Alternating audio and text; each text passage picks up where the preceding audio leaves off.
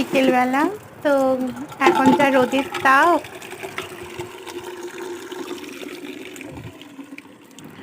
জল ভরে নিলাম গাছে দেওয়ার জন্য। এটা অ্যাডিনিয়াম গাছ। তো ওর গোড়াতে অনেকগুলো ঘাস হয়েছে, প্রায় পরিষ্কার করা হয় কিন্তু আবারও হয়ে যায়।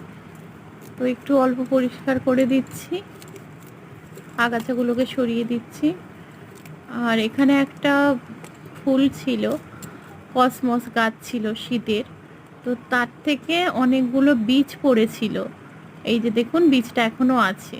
সেই বীজ থেকে অনেকগুলো ছোট ছোট কসমস গাছ বেরিয়েছে।